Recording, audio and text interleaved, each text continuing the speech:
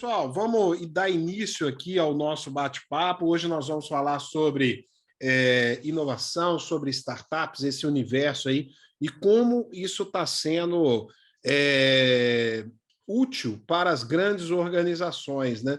Mas, acima de tudo, também para os executivos das grandes organizações, porque a gente falou aqui exatamente que muitos desses executivos estão tendo uma oportunidade de construir carreiras, por exemplo, como conselheiros, mentores e até anjos investidores, né, através das startups, né? E eu trouxe aqui um amigo, parceiro, Guilherme Massa.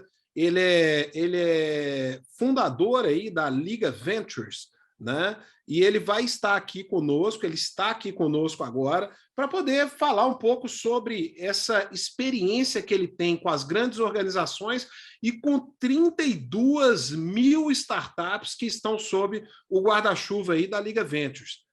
Guilhermão, seja bem-vindo, obrigado pela sua participação aqui mais uma vez no Open Mind. Obrigado pelas palavras, Lúcio. Obrigado mesmo. Obrigado do espaço também. Estou muito feliz de fazer parte aqui do Open Mind e poder ter esse contato com tanta gente assim gabaritada, que também tem uma trajetória bonita assim de carreira, e ter esse espaço de troca. Certamente vou acionar muitos de vocês aqui também para poder ganhar experiência aqui, horas de voo como executivo. Vou compartilhar uns slides, mas acho que, primeiro de tudo, me apresentando um pouco melhor, eu tenho, como o pessoal geralmente acaba fazendo aí nas rodadas, né, de apresentações, eu estou há 8 anos empreendendo, mas a minha trajetória profissional é sempre em projetos digitais.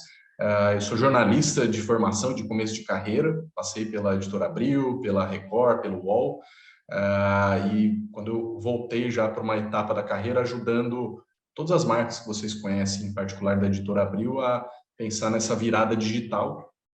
E a partir dali eu comecei a pegar um pouco mais de proximidade com times de TI, com rotinas ágeis e também com o mundo das startups, que acabou culminando no que eu faço hoje, que é a Liga Ventures. Hoje a gente é uma das principais referências aqui no Brasil para ajudar grandes companhias nessa virada de inovação, desde entender os desafios estratégicos e como que a gente pode usar startups para solucionar esses desafios, mas também com jornadas de intraempreendedorismo, né, trabalhando os próprios colaboradores, de como incentivar essa cultura de inovação dentro de casa.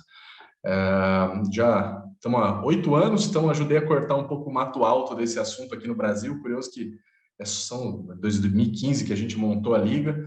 Eu tinha que ainda explicar do zero o que é uma startup, assim, tinha que gastar bastante energia com isso. Hoje, graças a Deus, tem muito material, né, nas redes sociais, nos portais aí de conteúdo, os veículos de notícia e especializados, inclusive, em negócios, cobrem isso diariamente. Certamente vocês estão acompanhando aí todo esse caso certa freada de investimentos, né, dos unicórnios, demitindo gente. Então, oportunamente, a gente pode conversar também um pouco sobre isso. Vou compartilhar uns slides, porque eu gosto muito de falar assim com executivo, eu falo bastante, na verdade.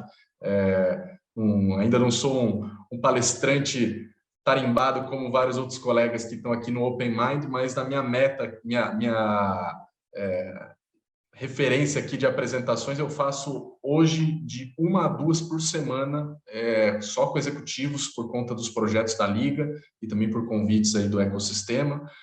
Vai ser ótimo trocar ideia com vocês aqui. Acho que já está aparecendo, né, os slides para vocês.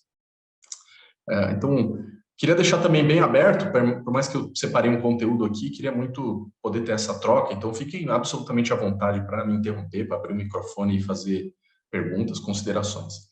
A minha preocupação aqui com vocês é ajudar a pensar sobre esse mercado, mais do que resolver o desafio de cada uma das empresas, mas é porque que nós aqui temos uma missão especial como líderes nesse contexto de ajudar as empresas a pensar o tema inovação e como fazer bem feito.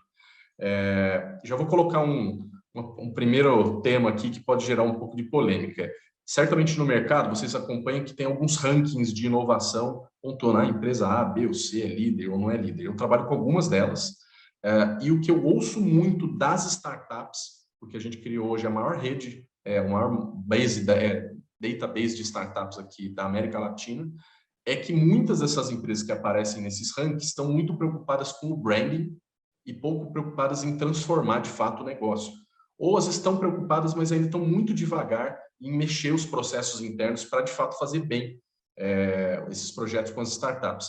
Então, meu ponto é ajudar de alguma maneira todos nós aqui refletirmos sobre isso e certamente numa outra agenda assim, complementar, quem tiver aqui interessado em fazer esse trabalho como mentores, como conselheiros, adquirir essa pano de fundo, né, esse modelo mental para fazer isso de uma maneira correta com os empreendedores. E daí, foi ótimo que nas últimas semanas a gente teve lives falando exatamente sobre essa transição de carreira, sobre mentorias, sobre como que a gente pode agregar mais valor em novos negócios. Antes até de entrar nos slides, parte dessa transformação, né, eu fico orgulhoso porque eu já vivi isso com muitos executivos mesmo aqui na jornada da Liga, e um desses executivos fez esse livro aqui no ano passado. O fundo aqui não vai dar para ver, não sei como que eu vou fazer aqui para mostrar para vocês. Põe no seu peito, assim, ó, põe no seu peito. No peito vai passar? Aí. Então aqui tá ótimo. Que é o Diego Barreto, ele é o VP de Estratégia e Finanças do iFood.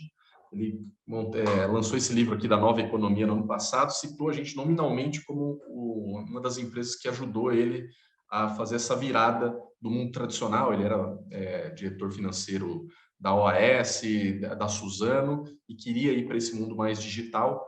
E a partir das mentorias que eu permiti ele fazer ali com a nossa rede de startups, hoje ele está no mundo totalmente digital e é uma referência aí desse executivo, vamos dizer, 4.0. Vamos lá. Acho que o ponto inicial aqui para o nosso papo é o seguinte.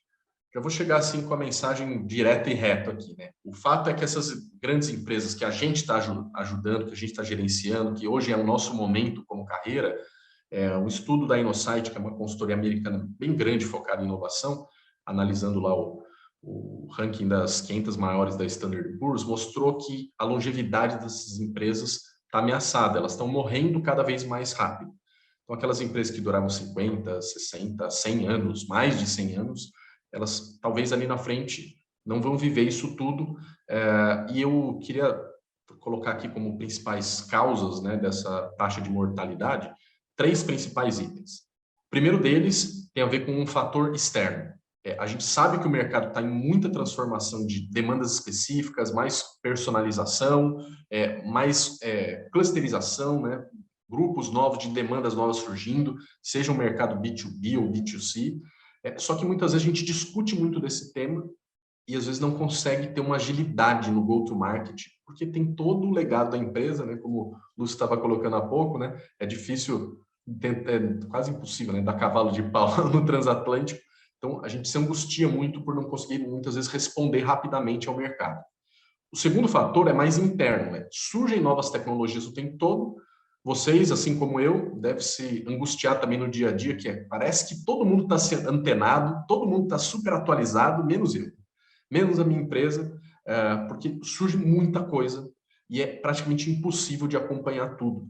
O que isso impacta no nosso negócio? Que a gente provavelmente não está sendo eficiente usando as melhores tecnologias. Mas eu acabei de subir um sistema novo, acabei de fechar um negócio com a startup, e é verdade, vai surgir uma nova que provavelmente já vai pôr em xeque aquilo que você fechou de escopo. E o terceiro elemento tem a ver com também um fator externo, mas daí que aparecem novos entrantes já mais nativos digitais, mais nativos inovadores, e que eles tendem a comer pedaços da nossa cadeia de valor, ou então, pior ainda, reconfigurar a nossa cadeia de valor toda, e a hora que a gente resolve mexer no transatlântico, muitas vezes já não dá tempo. Com esse slide, o que eu quero concluir com vocês? Que, primeiro, ninguém quer estar nessa estatística, né? Vamos combinar. Segundo, para não estar nessa estatística, usando o momento que a gente está social agora, a gente precisa tomar uma vacina que é a vacina da inovação. Só que daí a gente se depara com alguns casos. Mesmo sabendo que a gente precisa inovar, e daí vou dar o meu próprio testemunho aqui, né? A jornada lá dentro da Editora Abril, ajudando várias marcas, projetos com a Veja, com a Exame, com o Placar, com a Quatro Rodas, com a Cláudia, todas as femininas. Era sabido para o mercado editorial que a entrada na internet, o conteúdo online, que as tecnologias mobile, que as redes sociais, né, como pulverização do mercado de anúncio, né, de publicidade, ia mexer, né, na regra do jogo. Só que, até então, o que se olhava dentro da empresa era: nós vamos fazer uma virada digital e portar a revista para o tablet. Em 2011, eu ainda estava lá na companhia, foi o recorde histórico de faturamento da Editora Abril. 2021, como aqui no print, eles venderam a gráfica. Ou seja, quase vendemos os órgãos, né? Porque para uma editora vender o parque gráfico é uma coisa bem emblemática, assim, né? Só que para pensar comigo. Estava errado pensar que a gente iria portar a revista para o tablet? Não, era um caminho possível. Mas eu imagino que se eu perguntar aqui, poucos de vocês ou poucas de vocês vão levantar a mão dizendo: ah, eu comprei um tablet só para ler revista. Provavelmente não é o que a tecnologia se provou. A gente talvez use o tablet para várias outras coisas, se é que tem um tablet. E a empresa não conseguiu preparar um caminho de transição do seu produto, que era a revista, para um outro formato digital que não estava embalado num formato de revista. Olha que curioso. Agora, em 2022, eu acho que todo mundo aqui vai concordar que a gente nunca teve num ambiente com tanta oferta de conteúdo e tanta curadoria de conteúdo. Ou seja, produzir conteúdo, que era, no fim, o cerne da editora, eles ficaram presos num paradigma de que eu fazia revista. E poderia hoje, sei lá, monetizar brilhantemente com o YouTube ou com outras plataformas. E é isso que muitas vezes aprisiona as empresas. A gente fica preso na vaquinha leiteira: o meu produto é esse, eu vendo isso, e não pensa exatamente o que está por trás, a história do propósito, ou o que a gente de fato gera de valor para o meu mercado. E eu gosto de trazer o exemplo da Abril, porque muita gente vai falar, coisa da Kodak, né, da Blockbuster, mas não, acontece aqui agora em vários segmentos. Tá bom, se a gente já sabe que a gente tem que inovar, porque ninguém quer estar na estatística, surge um outro elemento, que é quando a gente começa a falar das novas tecnologias, isso fica meio buzzword, né, como se fala aí, vira meio a modinha, e a gente não sabe muito bem o que fazer a respeito. Saiu essa matéria alguns 2 meses atrás, e quando eu vi, eu já dei um print e falei: cara, isso aqui me diz algumas coisas sobre o universo que eu estou de inovação. Primeiro, parabéns para o time de marketing, né, porque é uma boa campanha, falar que foi a primeira cerveja no metaverso, mas jogando a real entre nós aqui, não existe cerveja no metaverso. Então, ninguém bebe cerveja no metaverso. Se eu sou executiva da Heineken, da Bev ou qualquer outra empresa de bens de consumo, ou de qualquer outra empresa que depende de um contato físico, eu olharia para essa questão do metaverso com uma grande preocupação, porque assim, eu posso ser a nova editora Abril, preso num paradigma de experiência física e que não vai ser necessariamente portado do jeito que eu imagino, ou eu posso estar no extremo oposto, que é: cara, ainda não existe cerveja no metaverso. E talvez eu tenha que ser um protagonista de gastar energia testando modelos até reinterpretar a minha empresa nesse outro contexto. E isso é muito difícil no dia a dia executivo, porque a gente só pensa no ganha-pão de hoje, na forma que a gente monetiza hoje, e quer os business plans da equipe à prova de bala. O metaverso, ou lá atrás era o IoT, e lá atrás eram as redes sociais, e lá atrás o mobile marketing, tudo isso tem feito viradas muito grandes nos modelos de negócio. Quis trazer uma frase do Bauman, né, vamos dizer, tentando amplificar um pouco a conversa, não só do mundo de negócio, mas pensando socialmente, né? Ele vai falar muito desse tempo, desses mundo líquido, né, do tempo líquido, e que no fim acho que é o sentimento que todos nós aqui compartilhamos, né, como líderes, como indivíduos, de que parece que a gente está sempre um pouco atrás, né? Eu estou correndo, mas nunca chego naquele estado da arte, do conhecimento, do up-to-date de tudo que tem de informação. Isso é inerente aos nossos tempos. Só que aqui acho que o nosso papel, até como networking, é nos fortalecer para saber lidar com esse ambiente, ou seja, desenvolver competências novas para lidar com essa incerteza. A gestão tradicional de negócios, ela nos forma para gerir o que é previsível. Mas hoje a gente está vivendo cada vez mais um ambiente de novas tecnologias, novas tendências, que precisa nos preparar para lidar com o imprevisível, ou com o que precisa ser mais experimentado. Se a gente tem que inovar, e acho que todo mundo aqui vai concordar, a pesquisa lá da McKinsey apontou que boa parte de nós aqui, né, dos líderes das empresas, atestamos, né, respondemos que inovação está na top prioridade da companhia. 84% diz que isso é importante. Mas olha que dicotomia, só 6% diz que está confiante o bastante de que a sua estratégia está sendo bem desenvolvida. Então, entre falar e fazer, tem uma distância gigantesca.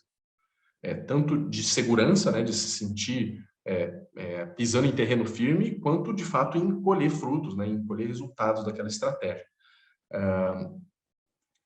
E isso aqui fica evidente quando a gente olha as empresas que estão criando as maiores transformações nas suas cadeias de valor. Não são as empresas tradicionais que têm feito as maiores viradas, quando eu falo lá do Airbnb, no mercado hoteleiro, quando eu falo da Tesla, no mercado automotivo. Então, Elon Musk está na pauta aí, né, da mídia, por conta lá da questão do Twitter, da visita ao Brasil. Mas vamos combinar, se a gente trouxesse o Elon Musk para fazer o pitch da Tesla, dia 1 da Tesla, para apresentar, olha, eu sou um cara do mercado de tecnologia e do mercado de serviços financeiros. Todo mundo ia olhar com desconfiança, tá, mas por que você foi se meter com a automotiva? Você não entende nada disso. Mundo físico, cadeia automotiva super globalizada, né? Supply chain super difícil de gerenciar e você não vai dar certo. E outra, é uma cadeia muito estabelecida, tem grandes marcas. Por outro lado, o cara foi lá e criou uma disruptura, né? O carro não só é autônomo, inteligente e elétrico. Agora está todo mundo, de alguma maneira, tendo que correr atrás desse paradigma novo que foi proposto. Lógico que tem a agenda do ESG junto, mas vê só como, muitas vezes, um cara que não está no nosso segmento, que não precisa ter anos e anos de expertise. Acho que isso foi legal, né? O Sérgio comentou isso na live sobre os conselhos, né? Que às vezes a nossa bagagem corporativa não necessariamente é o que vai determinar o quanto a gente agrega de valor numa startup. E todos esses caras aqui, né? Vamos dizer, nenhum foi necessariamente montado por uma grande empresa, e é importante que isso reflete como as estratégias de inovação não estão tão calibradas ainda. Mas daí a gente cai num terceiro problema. Sabemos que queremos inovar, sabemos que está na agenda, mas ainda tem dificuldade de execução. Se a gente for só para a execução em si, tem uma outra pesquisa que mostra que a gente precisaria de 3.000 ideias para chegar em um sucesso comercial dentro do ambiente corporativo. Então, já é um problema que eu chamo aqui de problema de escala de inovação. Se você depender só do seu time, você está ferrado. Essa é a expressão. Por quê? Porque o seu time, vamos dizer, as empresas têm uma pressão hoje por headcount e nem todo mundo está muito voltado para a operação, logo sobra pouca energia para a gente pensar o que é a empresa ali na frente. E daí você está cobrando que as pessoas deem cada vez mais ideias geniais. Não vai acontecer. A gente precisa de um outro paradigma para pensar a gestão da inovação, que é não depender só do seu time interno. Aquela coisa da fórmula da Coca-Cola, sabe? Guardada as 7 chaves. Então, não existe mais isso. Agora é muito mais de como eu me relaciono com todo um ecossistema, com muitos atores que eles possam colaborar, trazendo muitos inputs para a minha estratégia de inovação. Trazendo mais pesquisa, o pessoal da BCG fez uma avaliação de nível de maturidade das empresas para desenvolver inovação. A gente viu que só 20% está pronta para escalar a inovação da empresa. O resto tudo está engatinhando. Então, é uma prova de que tocar aquelas 3.000 ideias lá, a gente está muito longe disso ainda. Mas para isso existe uma fórmula que hoje em dia está bem popular, que é a fórmula da inovação aberta. Na verdade, esse conceito já tem aí mais de 20 anos. Foi criado pelo professor lá, Henry Chesbrough, mas ele focou muito na coisa de centros de pesquisa, né, em você olhar o contato das empresas no nível de P&D com universidades, com especialistas. E daí começou a perceber que, mas eu posso pedir a opinião dos meus clientes, dos meus parceiros, da minha cadeia de fornecedores, dos meus contatos de networking. Então, muita gente pode colaborar para que esse funil, né, que a gente gerencia de inovação, ele não seja mais fechado, que só o meu time de produto, só o meu time de engenharia saiba, mas que eu abra esse funil para muita gente colaborar. E daí, você pode falar com toda essa galera que eu comentei. Isso tudo é inovação aberta. Por que as startups mudaram a forma de enxergar a inovação aberta? Porque elas justamente percorrem esse funil muito rápido. Entre um cara lançar a ideia e virar um unicórnio, por exemplo, ele demora poucos anos hoje, por uma série de motivos.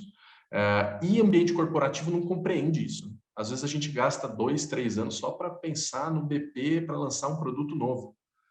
Vamos pensar comigo, sem defesa de marca A, B ou C, mas praticamente 10 anos atrás não existia Nubank. e hoje é considerado o maior banco da América Latina. É quase inacreditável, né? Pensar que alguém lá atrás iria tentar confrontar o oligopólio que a gente tem em bancos de varejo para montar um banco do zero. Pode concordar com a estratégia, com o marketing, com um monte de coisa, mas é fato que eles criaram um momento, né, e uma visibilidade para a disruptura, para o novo, que todo mundo foi seguir atrás. Todo mundo quis montar o seu cartão mais bacana, né, fosco, com cor diferente, todo mundo quis montar um app mais bacana, isso aí estava posto, só que teve que alguém lá e quebrar essa barreira. Queria virar um pouquinho a chave, a gente tem falado muito de estratégia até agora e queria convidar vocês a participar rapidamente aqui comigo. Queria que vocês falassem aqui para mim o que essas empresas têm em comum.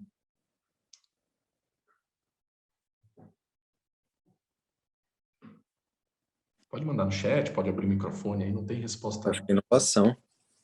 Inovação. A Iris mandou aqui também. Obrigado. Inovação. Que mais?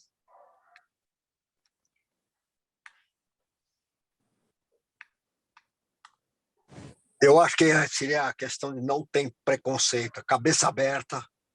Cabeça aberta. Legal. Boa, Jeffrey, boa. Patrícia mandou aqui tecnologia. Como diz lá na terra do Sandro, eu quero mudar um pouco o rumo da prosa. A gente está falando muito do negócio até agora, né? Parece uma visão bem cartesiana. Só que o que essas empresas têm em comum, e tudo isso que a gente falou aqui está correto, mas eu queria mudar o rumo da prosa para olhar que todas elas foram fundadas por drop-offs de grandes faculdades. Então você pensa, pô, eu sou um grande executivo, estou montando minha carreira... Desculpa, estou me recuperando uma gripe ainda, vou tossir um pouco aqui na live. Todas elas foram pensadas por caras que teriam como montar uma carreira como a nossa, de executivo, que vai seguindo assim os seus degraus, faz a faculdade de ponto, MBA, passa em grandes companhias, passa lá com o Jeffrey para ajudar a se recolocar e a ajudar em outras oportunidades no mercado. Então, como você se desenvolver?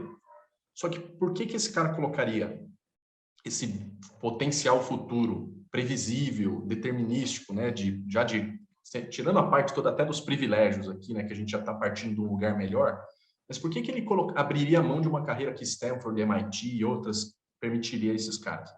Por um único motivo. Um incômodo de ver o mercado em que eles começaram a empreender continuar daquele jeito. Então, esse incômodo muitas vezes falta nas grandes empresas, porque a gente já tem a empresa estabelecida e parece que é meio só girar a roda. Esses caras estão criando as maiores disrupturas a partir de falar, não dá mais para a gente pegar carros do táxi como fazia até então. Não dá mais para a gente guardar arquivos na nuvem, no computador, como fazia até então. Tem que ter a nuvem. Então, muitos desses paradigmas têm surgido por esses caras que, principalmente, eles têm uma cabeça diferente.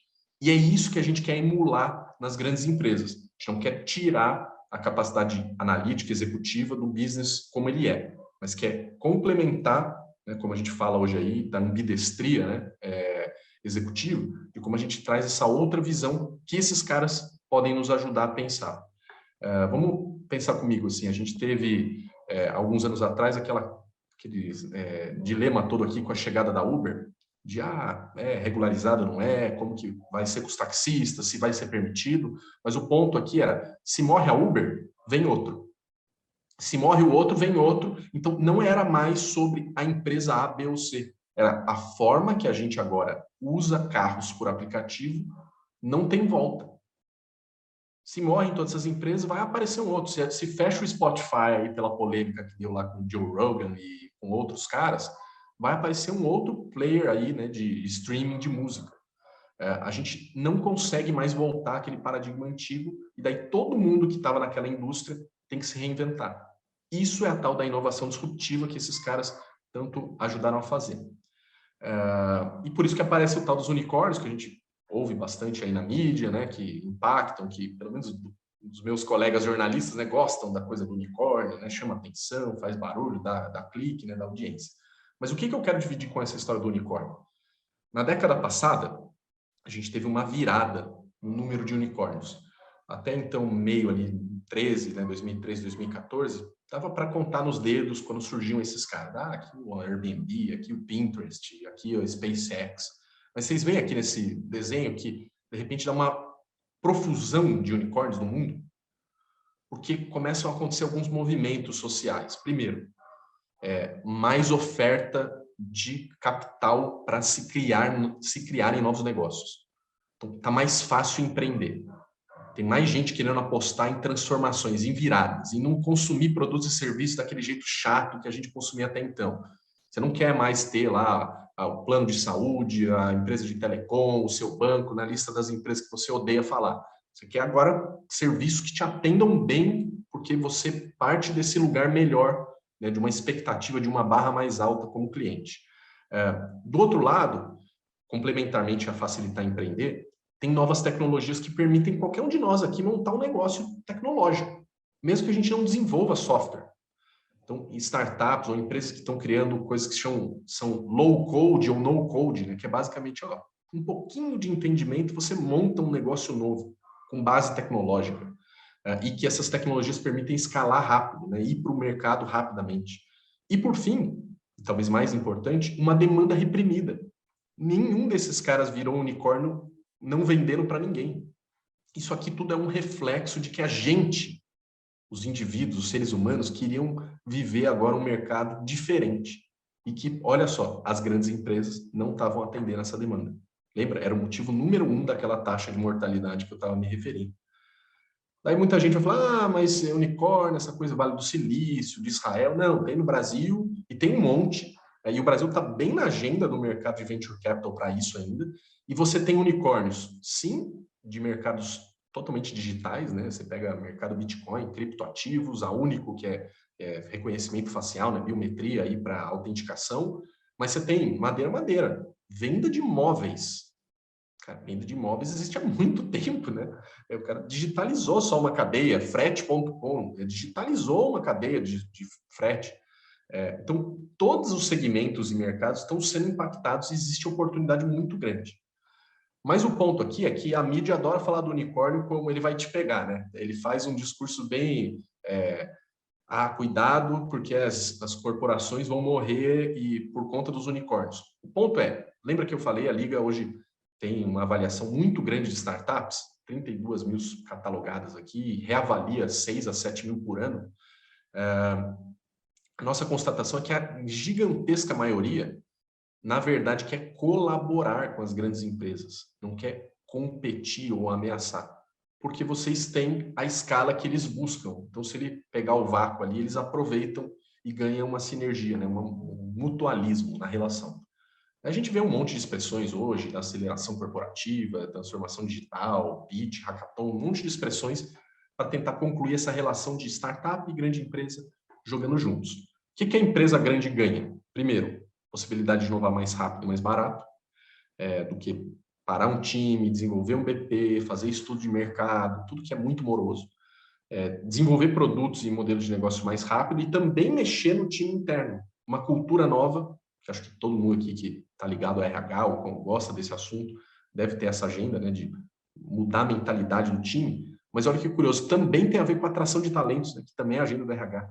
Se a minha empresa for muito careta, eu não vou conseguir mais os melhores talentos e talvez a minha empresa morra por inanição, porque os melhores não querem estar aqui. Nessa semana, eu estava fazendo uma dessas apresentações para um pessoal que a gente atende, que é uma fundição bem grande. E daí, mercado bem tradicional, que você lida com chão de fábrica, alta periculosidade. Mas fundição é igual há muitos anos, né? Você vai ter, talvez, uma disruptura ou outra quando surgir o grafeno agora, né? Que a gente vai falar tanto. Mas o ponto se as próximas gerações não conseguirem ver que ali existe um trabalho importante a ser feito, sexy, elas simplesmente não vão estar ali. Daí o RH não vai conseguir recrutar mais pessoas interessantes. Daí a empresa pode não conseguir entregar nenhum mínimo. Entende o desafio? Eu preciso, independente da minha empresa ser mais digital ou não, estar com essa agenda. E, obviamente, evitar o tal do momento Kodak. Aí ninguém quer ser a nova Kodak, no sentido de passar a câmera digital debaixo do seu nariz. Guilherme já fez bastante alarde aqui com vocês, deixar o pessoal meio desconfortável na cadeira, né? Ou pelo menos assim espero. Agora, acho que é o momento da gente... Tá bom, mas como que eu faço, então? Tá falando isso aí, e aí? Qual que é o ponto aqui da gente, de fato, levar para a ação.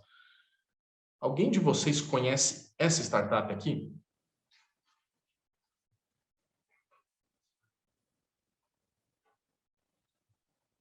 Acho que não. Deixa eu ver aqui no chat. Não. Não se preocupem. Já fiz essa pergunta para bastante gente e acho que teve uma pessoa até hoje que respondeu. Essa startup aqui chama Sphero. E basicamente o que os empreendedores fizeram? Eles montaram a empresa lá nos Estados Unidos em 2011. Eles quiseram reinventar o carrinho de controle remoto. Então, trocou o controle, que gasta pilha, que tem antena, que estraga rápido, pelo smartphone, que está na mão de todo mundo, e trocaram um carrinho que também estraga, que às vezes é primeira brincada, ele bate na parede e já quebra, por essa bolinha resistente, e que tem uma cara descolada, né? Ela atende até um público infantil, mas também um público de cultura geek, adultos que gostam de tecnologia. Esses caras, entre 2011 e 2014, eles cresceram muito, venderam alguns milhões de dólares em unidades e estavam presentes em quase todas as lojas da Apple nos Estados Unidos. O que foi a virada de chave desses caras? Eles estavam já na rota de ser um unicórnio, mas em 2014 teve um turning point ali na jornada deles. A Disney, assim como a empresa de vocês aqui, né, uma grande marca, uma grande companhia, resolveu entrar nesse mundo de inovação aberta e montar uma iniciativa deles. Um dos desafios que eles tinham listado foi de um VP que chamou essa startup para conversar, porque conheceu ela através ali da rede deles, e mostrou o que era um projeto super secreto até então, que era as sketches da nova trilogia, né, da última trilogia do Star Wars. E falou, cara, vai ter um robô novo, se vocês me ajudarem a montar esse robô, vocês estão dentro, a gente vai fazer um negócio grandioso juntos. E desafiou os empreendedores, e empreendedor desafiado quase sempre vai levar aquilo para cara. O não eu já tenho. Então, vou tentar fazer, pode mudar o jogo para mim. E fizeram. E montaram o BB-8. Tem ele aqui também, ó. O bonequinho. Um dia a gente faz um encontro presencial, eu deixo vocês pilotarem aqui o BB-8. E montou junto esse boneco, esse brinquedo. O que foi o grande salto para a Disney? Estamos falando da Disney, né? Marca super atrativa, capacidade quase ilimitada de financeira, de atração de talentos. Poderia ter desenvolvido dentro de casa? Poderia. Então, não é uma questão se você dá conta ou não. É uma questão de velocidade e de usar recursos que estão aí já meio que pré-feitos no mercado. O plano da Disney era quando lançasse o episódio 7, né, da nova trilogia. Não sei quem aqui gosta de filme de Star Wars, eu adoro. Mas quando eles foram lançar o episódio 7, o plano da Disney era lançar esse brinquedo aqui como estratégia de licenciamento em torno de 3 meses depois desse filme. Junto com a startup, eles fizeram 3 meses antes do filme. Ganharam 6 meses de janela para vender um boneco, que foi um estouro de vendas. Só no primeiro mês de lançamento desse boneco, ele vendeu mais do que o acumulado da história da startup inteira. E isso certamente é uma coisa que a Disney não imaginava do potencial de fazer algo em conjunto. Em poucos meses lançaram um brinquedo desse em conjunto. Vamos tentar nos colocar aqui um pouquinho no chapéu do board da Disney. Se a gente vai fazer dentro de casa, tem uma discussão que demorou já até chegar no board, alguns meses, talvez mais de ano, para falar assim, nós temos que lançar por conta própria um brinquedo tecnológico, né, um brinquedo de robótica, e a gente vai arbitrar aqui e tá bom, vou dar autorização para alguém estudar mais do assunto. Vamos pagar uma grande consultoria que vai gastar alguns milhões, que vai depois de talvez um ano voltar ao assunto e falar, realmente, a conclusão é temos que fazer isso. Daí, entre o temos e alocar orçamento, definir executiva, fazer a definição de se é o mesmo CNPJ, a mesma LLC e a composição societária toda e comunicar ao mercado, vamos ser justos, isso aí vai levar 2, 3 anos, pelo menos. E aqui com a iniciativa, em 4 meses, eles tinham um protótipo do robô, que inclusive foi, numa escala maior, usada em algumas cenas do filme, porque era mais barato fazer essa versão grande do robô do que fazer o CGI, né, a computação gráfica. Vocês veem como muda totalmente de patamar? Mas não parou ali, porque aqui foi a experimentação, dá para fazer e testamos rápido. Daí, então vamos fazer dinheiro juntos numa outra escala. Faz o robô do mal, faz o R2-D2, né, das antigas, faz o brinquedinho do Carros, Inclusive, Disney, a gente está querendo agora entrar no mercado de educação para robótica, para competir com o kit da Lego. Mais uma discussão, né? Ah, se eu for o board, eu quero competir com a Lego, sim ou não, e todo aquele caminho que eu tracei para vocês. E, pô, golaço, né? Fizeram um negócio que, inclusive, a Disney depois investiu na startup, acabou levando isso adiante. Até aí, todo mundo aqui tá, pô, show de bola, entendi que dá para fazer coisas grandiosas com startups. Mas o problema é que o buraco é mais embaixo, né? Porque a gente não sabe qual é esse Firo, ou a gente não sabe bem, às vezes, qual é o desafio que a gente quer endereçar. Vou dar uma referência numa ferramenta que a Liga tem aberta, pública, startupscanner.com. Todo mundo pode entrar lá e começar a buscar startups. Se eu sou do mercado de alimentos, tem hoje 480 startups na América Latina só, inovando nesse segmento. Ou como o colega que falou das health techs, né? Cara, é coisa demais. Acho que foi o Hélio, né? É muita coisa. E daí, qual dessas é Sphere? Então, eu não sei. Logo, eu preciso criar um modelo mental e um processo que vai me ajudar a ir criando esses caras por etapas, por stage gates, de experimentação até eu chegar no grande sucesso. Não adianta, mas me traga a fórmula do qual é a melhor de todas. A melhor de todas não existe, é contextual. Depende do seu desafio, do seu momento. E tem para qualquer mercado, que muita gente vai falar, Guilherme, mas isso aí depende do segmento. Vai ter startup para o RH, para o time de compras, para o time financeiro, para o time de vendas, não só por verticais de mercado. Então, conclusão desse segundo capítulo aqui, e daí caminhando aqui para a reta final da minha apresentação, eu sei que inovar é difícil, que é um desafio grande, consome agenda, consome energia, gera insegurança, e a gente de alguma maneira tem que transparecer, né, mais confiabilidade para os nossos times. Mas o pessoal brincou aqui no começo, né, que não tem receita de bolo, eu vou me permitir discordar aqui amistosamente, porque eu acredito que tem muita receita de bolo hoje no mundo que a gente está. Se a gente entrar no YouTube aí, dá para fazer de tudo mesmo, dá para fazer até armamento, infelizmente. Mas esse aqui é o brilhantismo. Eu falei para vocês, sou jornalista, né, de formação, me formei na Casper Libero, ali na Avenida Paulista, e fica no prédio da Gazeta, então parte da minha formação eu fui lá ver a Palmeirinha cozinhar. E a Palmeirinha faz, obviamente, um bolo gostoso. Só que quando a gente fala de ter receita de bolo, você certamente vai falar, queria fazer um bolo igualzinho da Palmeirinha. Eu queria ser a Palmeirinha do meu mercado. Eu nunca vi esse benchmark, com todo respeito à Palmeirinha. Mas certamente vocês já se compararam a esses caras aqui, que é como eu posso ser o Masterchef do meu mercado. Como eu posso pegar os mesmos ingredientes de inovação que estão disponíveis para todo mundo, as mesmas startups, as mesmas ferramentas, os mesmos parceiros, mas fazer diferente.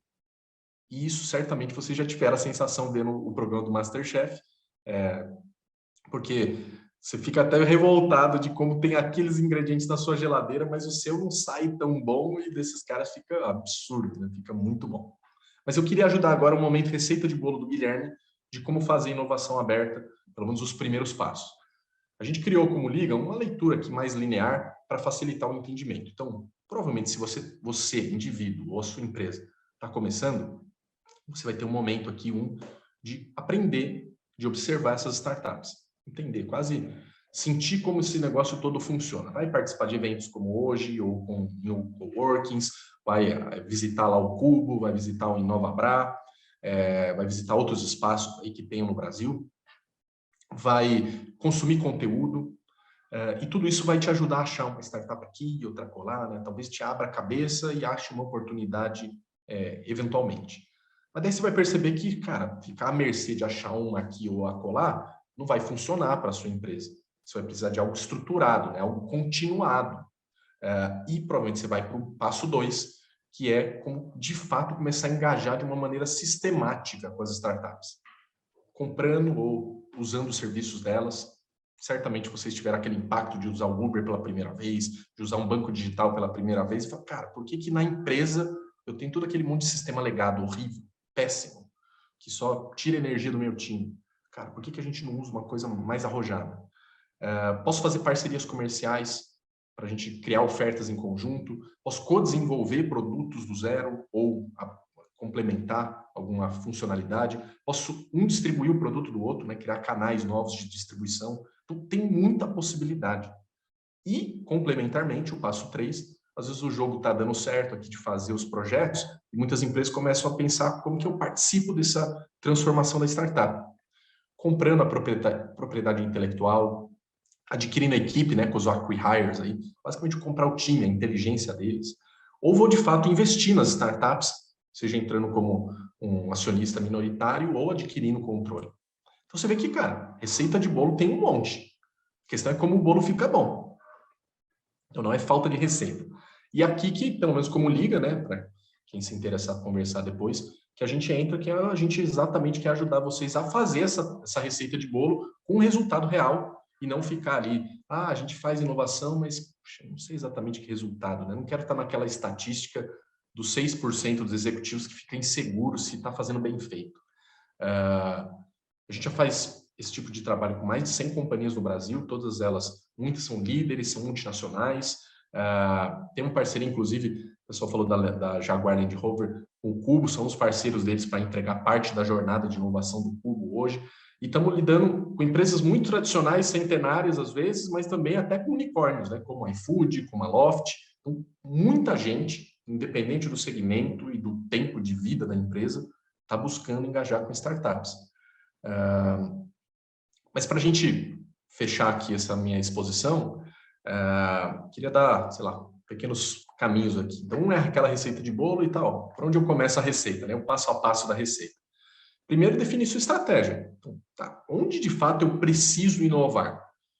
Essa matriz da McKinsey, provavelmente alguns de vocês já tiveram contato ou com aquela história dos horizontes de inovação, mas é engraçado porque quanto mais eu lido com as empresas, mais eu constato que a gente carece, né, de momentos para refletir sobre isso.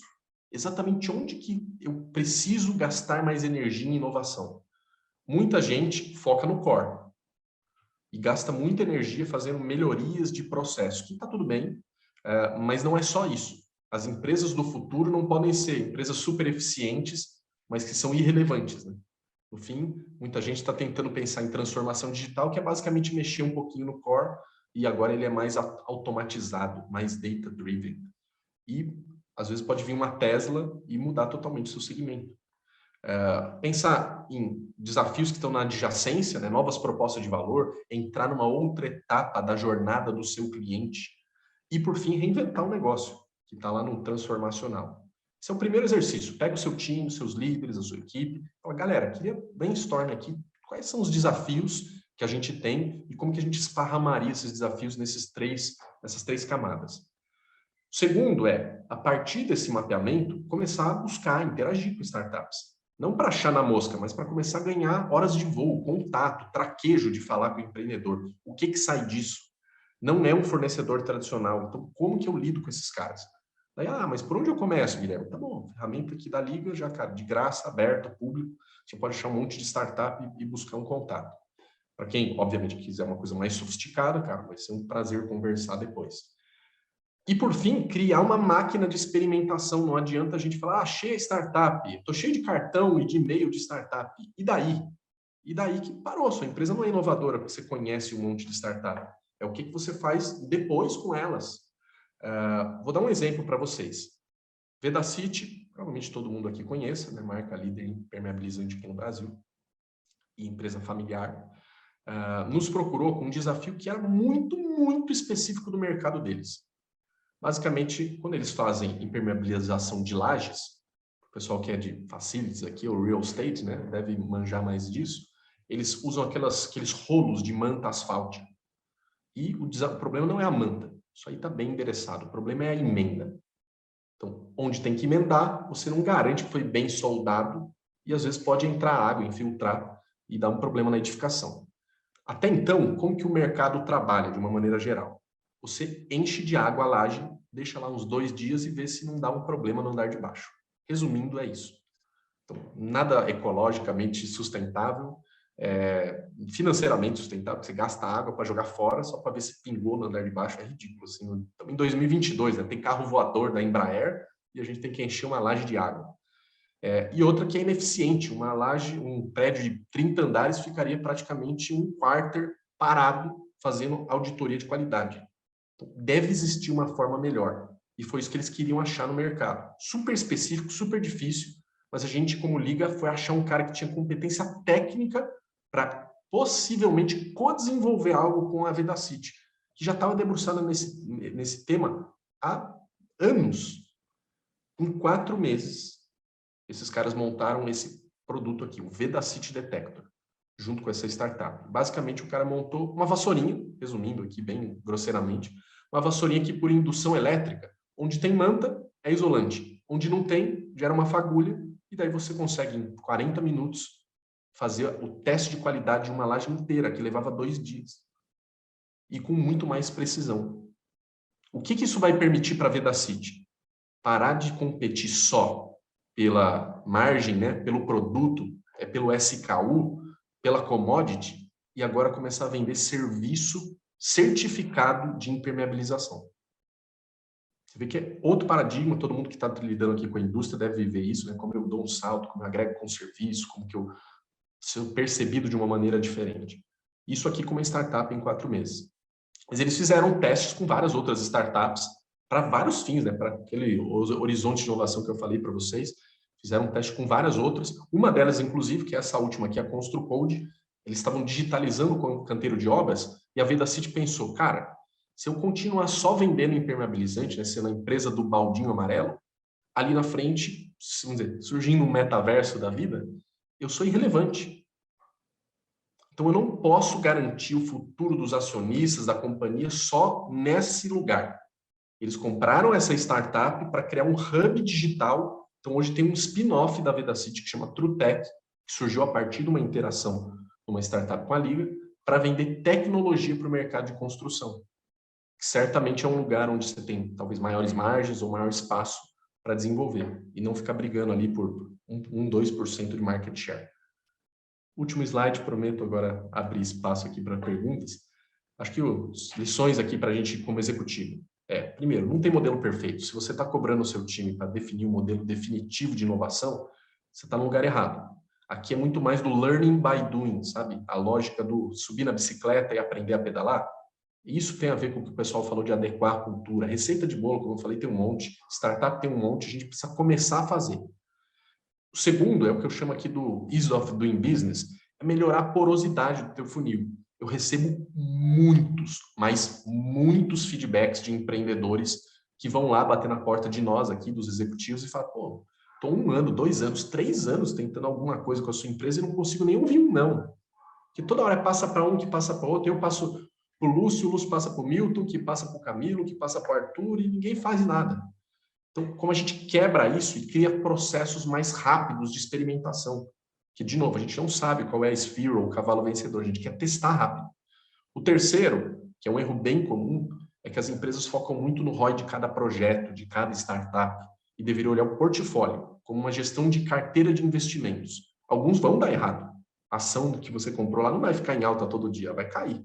E algumas vão crescer, e isso, na média, digamos assim, sua empresa vai ganhar valor.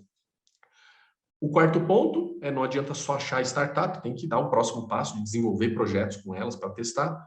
E o quinto, e talvez fundamental, é o nosso papel aqui. Nós somos assim, as pessoas na companhia que vai zelar por um espaço em que as pessoas podem errar. Isso é o que eu mais ouço nas empresas, mudança de cultura, em que existe um lugar em que eu sou provocado a trazer boas ideias e experimentá-las. E que ali eu não vou ficar sendo cobrado só pelo EBITDA, que eu não vou ficar só sendo cobrado por bater a meta do trimestre, mas que a gente está criando a empresa ali na frente, a perenidade do negócio. Bater a meta do trimestre garante só o bônus de agora, mas não garante que a sua empresa vai continuar relevante para o mercado ali na frente. Obrigado, pessoal. Espero que a gente possa trocar uma figurinha agora, um pouco da vivência de vocês e como que eu posso, de alguma maneira, esclarecer alguns pontos. Obrigado de novo, Lúcio, aqui, o time do Open Mind, pelo espaço. Ô, Guilherme, eu que te agradeço, foi muito legal aqui essa conversa, a gente transitou por vários pontos aqui importantes, desde o universo de inovação das grandes empresas, a comparação aí com as startups e também no mercado de trabalho, né? Também quanto que isso amplia as opções aí para executivos, né? Mas eu também agora passo a palavra aí para quem quiser interagir com o Guilherme. Pode levantar a mão e a gente fazer a pergunta. Mas, o Guilherme, muito legal, né? A gente vê o quanto que esse mercado vem crescendo a passos largos, né? E várias empresas surgindo e dando certo, né? E coisas também que, lógico, né? A gente acaba vendo as histórias de sucesso, mas muitas também ficam pelo caminho e essas pessoas não têm medo de errar, né? Diferentemente, talvez, do ambiente corporativo em que vivemos, em que se pinta aí, né? De labs de inovação e de uma empresa inovadora, mas que não é muito permitido o erro, não é isso? Faz sentido isso que eu estou falando?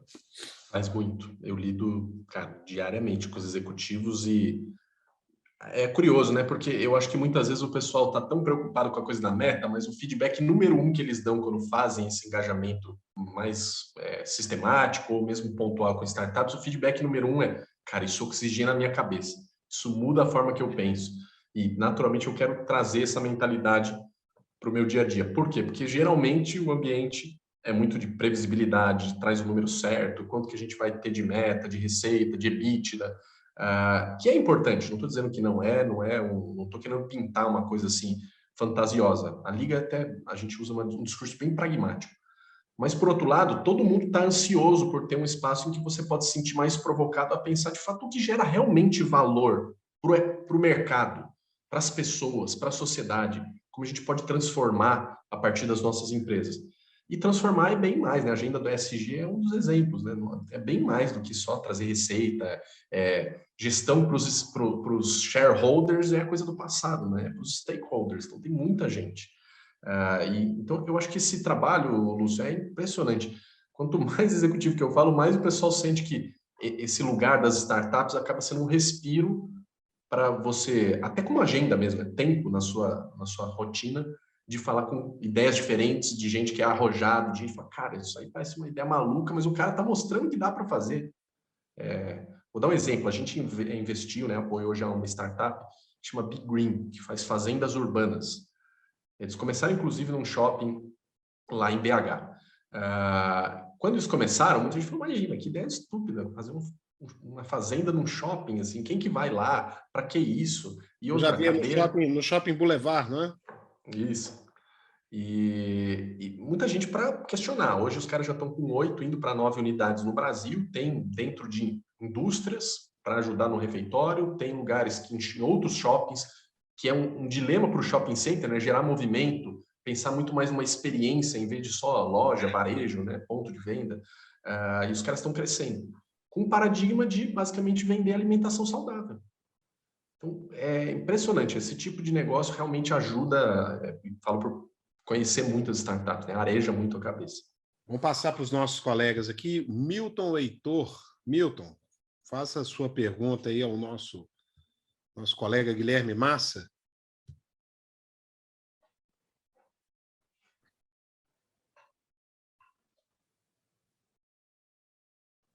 Acho que está no mudo ainda, Milton. Boa noite, Guilherme. Boa noite. Eu vou citar um caso meu para trocar uma informação com você. Eu tenho um pequeno investimento, uma grande ideia, e que eu acredito que dá um resultado muito grande, dará um resultado muito grande, porém eu tenho uma dificuldade muito grande devido que eu não tenho aporte hoje para investir além do que eu já investi para fazer um negócio da forma que eu gostaria. Vou citar ele. Eu adquiri mais de 100 terrenos na avenida principal da cidade que hoje, e por 30 anos, mais vai crescer no Brasil, Sinop, no Mato Grosso. Por ela ser polo de 32 municípios de produção de proteína para exportação aí para o mundo inteiro. E além dela já ser um grande polo de produção, ela tem muita área para produzir. Ela já, assim, há mais de 5 anos, cresce 10% ao ano, Quando comparo isso com China, que cresce 8%, cresceu 8% esse ano passado, já é um comparativo considerável. Quando comparo a São Paulo, que cresce 6%, e quando ao Brasil, que cresce 2%, menos de 2%. Então, e essa previsão de crescimento, de acordo com as projeções e fatos, análises e dados do histórico, ela é muito consistente. Devido a isso, eu quero fazer lá um empreendimento diferenciado, um bairro vertical. Eu resido num bairro vertical em Águas Claras, Distrito Federal, aqui em Brasília, bairro de Brasília. E eu acho fantástico. E eu quero replicar isso lá com algo melhor. E startup seria uma grande alternativa pelo seguinte fato. Através de uma startup, daria para ir fazendo as edificações e alugando as salas comerciais de apartamentos, shoppings, os malls, né? Enfim, seria uma forma de arrecadar o dinheiro e construir o negócio e trabalhar com locação. Tua ideia era ela alocar para empreendedores, é isso? Porque é o seguinte, hoje o mercado de locação ele é muito forte, né? Um negócio desse aí, você com certeza alocaria. Ou se não alugar tudo, que locasse 50% e 50% vendesse. Você, então, Milton, pelo que eu entendi, você é um cliente potencial aí para a Liga Ventures, trazer uma solução para o seu ativo aí através de uma startup. Seria isso? Seria algo nesse sentido. Seria um grande negócio, Guilherme, pelo seguinte, eu residi no Paraná e eu vi o crescimento, por exemplo, de Cascavel, quando em 1972, quando Cascavel, ainda a Avenida Tancredo Neves não existia, era uma ruazinha de chão, e só existia a Avenida Brasil. Hoje, aquilo ali virou tudo prédios, um negócio fantástico. Cascavel tem mais de 300 mil habitantes hoje, e não é hoje Sinop é mais importante dentro de um contexto do que Cascavel, num contexto de exportação de proteínas. Então, ela vai crescer tanto quanto. E acompanhei também o crescimento de Toledo, Marechal Cândido Rondon, essas cidades. Então, eu sei que Sinop vai chegar nisso. E a coisa mais difícil que pode existir é alguém ter a oportunidade de adquirir tantos terrenos no centro da cidade, na avenida principal, entre 3 grandes universidades. E eu adquiri lá atrás, quando não valia nada, e a cidade cresce assim num ritmo muito forte. Hoje é o centro principal da cidade. Uma startup dessa aí iria ganhar, com certeza, muito, muito dinheiro, na minha opinião. A gente pode trocar uma ideia depois para avaliar que tipo de startup que se encaixaria, né? Se é uma questão de realmente usar isso como um espaço para sede, para fomento, né, desse time, ou se é algum tipo de negócio mesmo que tiraria valor desse tipo de lugar. Ótimo. Ok, a gente troca informações depois. Muito obrigado pela sua participação aí, como sempre, aí, sempre muito presente, o Milton. Carlos Regis, fique à vontade aí, meu caro.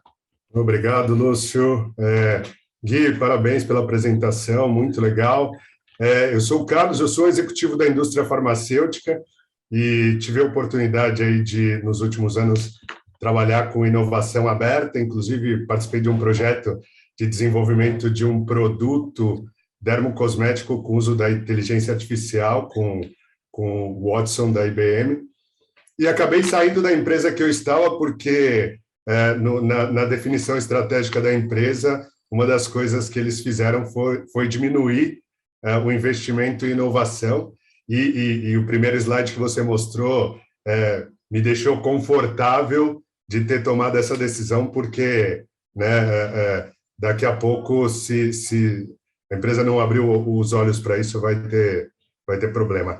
Mas a minha pergunta, eu tive algumas oportunidades de trabalhar, né, com empresas como a sua, E o que eu tive dificuldade nesse processo, você falou bastante de portfólio, né, de trabalhar diferentes frentes dentro da empresa, mas a indústria farmacêutica, por ser um ambiente muito regulado, né, e que tem uma parte de inteligência intelectual ali, por conta dessa regulamentação muito restrita, existiu uma dificuldade de encontrar essas empresas de inovação, né? E aí uma coisa também que eu senti naquele momento foi que tinha muito conhecimento dentro da empresa que poderia fazer aí uma junção de conhecimento, trazendo um pouco das dores da empresa e juntando um pouco desse conhecimento que vem de fora da inovação aberta com o conhecimento interno. Como que a Liga trabalha essa junção de conhecimento para não ter só a inovação que vem de fora através das startups, mas também utilizando o conhecimento interno das empresas nos diferentes segmentos de atuação? Legal, obrigado da pergunta. Até achei curioso de você falar, né? A empresa farmacêutica nos tempos de hoje diminuir investimento em inovação é até meio contraintuitivo, né? Mas faz parte. Eu trabalho com algumas, inclusive, hoje. Acho que eu te responderia, e acho que é extremamente pertinente, porque eu também vivo isso com essas empresas. Primeiro, quando você fala de tem um potencial interno, então isso deve ser mais potencializado. Pouca gente trabalha fortemente em intraempreendedorismo. Às vezes tem uma coisa de, dê ideia e etc., mas pode criar uma coisa mais sistemática de geração de ideias, de prototipação, de incubação, porque o pessoal já conhece as fronteiras do que é permitido pela regulação. Segundo, daí olhando sim para as startups e menos para o time interno, ter o cuidado de como que vocês elencam desafios que são possíveis resolver com startups. Que o que eu vejo muito é o pessoal falando, olha, eu linkei isso aqui e quero achar uma startup de todo jeito. Só que não é assim que a banda toca, né? A gente tem que usar um pouco, todos os desafios vai ter um matching. Alguns vão encaixar com startup, outros não. E startup tem uma questão de safra também, né? Às vezes vai ter uma janela aberta que o teu desafio vai encaixar, mas em alguns momentos falam, não, esse aqui é para depois, ou esse aqui eu tenho que fazer do zero, tem que montar do zero esse negócio, fazer um spin-off da empresa. E acho que esse é a terceira ponto, né, depois de priorizar, é que talvez tenham coisas que a gente deva levar para um nível mais estratégico, de que aquele desafio é tão importante ou é tão difícil, né, de quebrar aquela pedra regulatória, que eu preciso fazer praticamente a empresa B do lado, que é um desafio grande, né, de convencimento da liderança, do board, empresas ainda multinacionais, mais difícil, mas que é meio fundamental. Vou dar um exemplo de uma empresa com quem eu convivo, Embraer. Cara, empresa regulada, porque tem uma amarração, né, parte do governo é sócio da empresa, tem uma parte de defesa, então muito de ter o cuidado de não vazar informação, etc. Mas montou a Embraer X lá no Vale do Silício e faz 2, 3 semanas, né, abriu o capital na bolsa de o primeiro negócio que eles montaram debaixo dessa empresa, que é o tal do carro voador lá do eVTOL. Então, criar uma estrutura societária e de governança que permita que ali a gente testa. E daí ninguém põe o dedo quando está falando de EBITDA, de discutir orçamento, é outra coisa. Então, tem mecanismos de se fazer isso. Pode ser montar o fundo de Corporate Venture Capital, tem mais de um mecanismo. Acho que muitas vezes, Carlos, na prática, o que acontece muito é o pessoal quer ser muito visão executiva aplicada à inovação. Quer resultado rápido, acha aqui e acha o melhor fornecedor. Daí está partindo do lugar errado. Muito obrigado. Super legal. Valeu. Obrigado, Carlos. Obrigado pela sua participação. Vou passar agora para a última pergunta aí. Rogério Guimarães. Rogério, por favor, aí. Diretamente de Singapura, de madrugada aí, né? Não, tá de manhã, né, Rogério? Agora tá de manhã, tá começando. Eu vou ser disruptivo aqui e vou fazer a pergunta de pijama. Eu acordei só para participar da sua live. Guilherme, bom te ver aqui de novo. Obrigado por compartilhar sua experiência aqui. Eu não sei se eu já te contei, mas eu sou Guimarães também. Ah, é? Depois do Márcio, eu sou em Guimarães. Vai ver que a gente é primo e a gente nem sabe. Ô, Guilherme, antes uma apresentação rápida. Rogério, eu trabalho numa empresa de ingredientes da indústria de alimentos, né? Então, sabores, ingredientes, chama IFF a empresa, E a gente trabalha com startups, a gente tem acordo com plug and play, etc. Só que a grande questão que eu vejo é a seguinte, por mais que a gente tenha esse trabalho, por mais que a empresa esteja engajada nessa conexão com o startup, trazendo um pouco dessa inovação aberta para dentro da empresa, a gente sempre fica naquele processo stick e puxa, né? Porque você tem um monte de stakeholder dentro da companhia e que a gente tem que fazer esse negócio mover. Tem alguns que são muito mais... talvez inovadores e conectados com isso, e tem outros que vão frear um pouco esse processo. A pergunta que eu faria para você é, com base na sua experiência, como é que a gente consegue tornar ou fazer que esse vírus da inovação aberta, de ter startup, de ter essa colaboração, esse vírus comece a permear mais em vários departamentos dentro da companhia e tentar fazer isso um movimento único e trazer mais gente para esse processo? Legal, obrigado da pergunta e prazer reencontrá-lo aqui. Cara, tem a resposta mais amigável e a resposta mais direta e reta. A mais amigável tem bastante trabalho de aculturação, de ir medindo quais as áreas que se envolvem mais, que tipo de desafios que a gente pode trazer, não ter muito medo de reajustar o formato. Talvez a gente está... talvez vendo muito startup, mas fazendo pouca POC, talvez eu preciso ver menos e fazer mais POC, ou talvez eu deva dedicar orçamento para reinvestir em POCs de formatos diferentes, porque a gente aprende um negócio e já quer descartar. Às vezes deveria pivotar, reajustar, e eu vejo que muita empresa, às vezes, é muito, só existe essa forma, ou é do meu jeito ou não funciona mais. E tem um lado experimental. E acho que vocês deveriam, além dessa parte talvez de Open Innovation como scouting, né, busca, contato com as startups, também trabalhar uma parte de cultura, que é o que as empresas têm feito como, chama de stack, né, de inovação. Então, eu não posso nem só ter uma parte nem outra. Senão você traz muitas empresas boas e depois não consegue dar liga ali, né, com as áreas.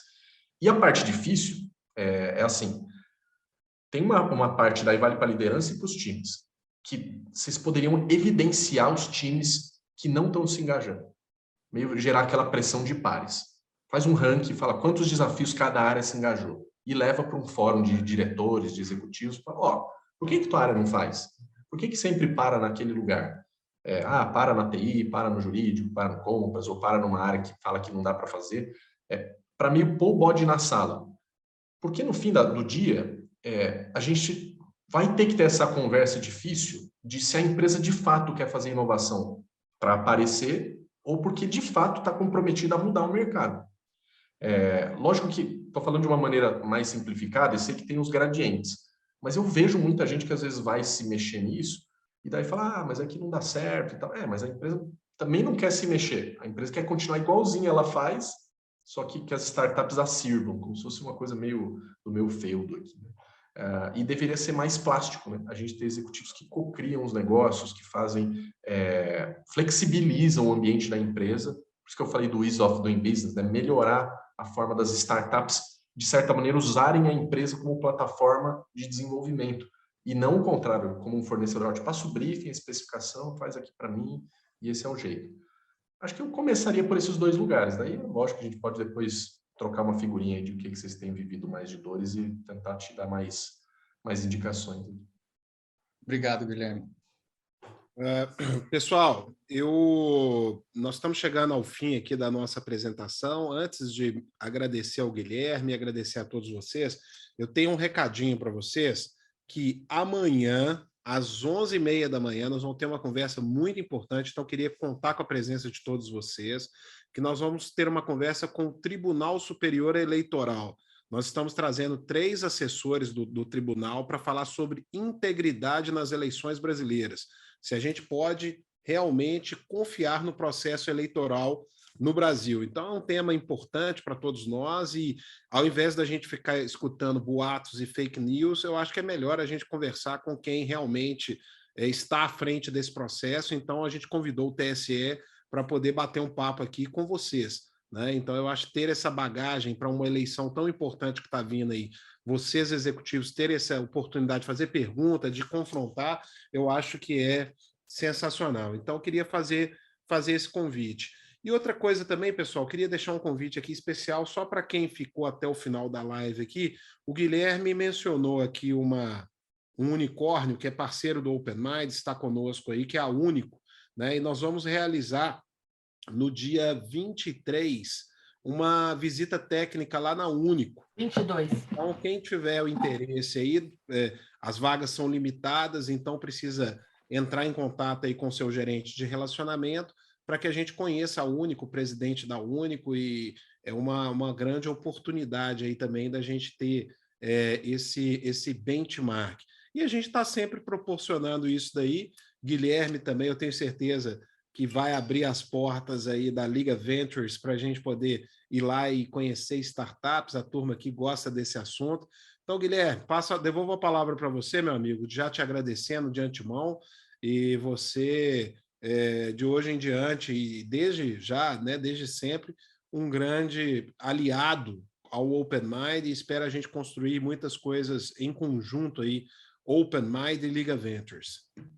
Claro, também tô confiando muito nisso. De novo, super obrigado aí da atenção de todo mundo. Sei que é sempre desafiador aqui gastar uma energia a mais aqui com esse tipo de assunto, né? Mas agradeço mesmo da atenção, das perguntas. Fico absolutamente à disposição se vocês querem trocar mais. O pessoal consegue fazer a ponte aí conosco para trocar ideias mesmo, ajudar vocês na jornada, seja das empresas, mas também na jornada individual de vocês. E também contando muito aqui com o networking de vocês, porque eu vou ter muita startup que, de alguma maneira, eu vou contar com a ajuda e com a expertise de vocês para abrir portas, para trocar uma ideia com mentoria. Vou acabar fazendo isso. Estão super convidados a conhecer mais do nosso trabalho da Liga, e lá tomar também um café no escritório. E se precisarem de algum tipo de dica aí para começar um processo de inovação, estou realmente à disposição. Obrigado de novo do time. Você sabe o que é legal aqui também, Guilherme? Que todos vocês aqui também, acho que todos aqui, estão sendo também testemunhas do nascimento de uma startup, né? O Open Mind, ele é uma startup, nós nos definimos como uma rede social de C-Levels, e vocês fazem parte dessa história. Então, agradeço a todos vocês aqui também por se engajarem na startup Open Mind. Muito obrigado aí a vocês. Obrigado. Valeu, Guilherme. Um abraço. Valeu, pessoal. Valeu, Lúcio. Obrigado. Boa noite para todo mundo, pessoal.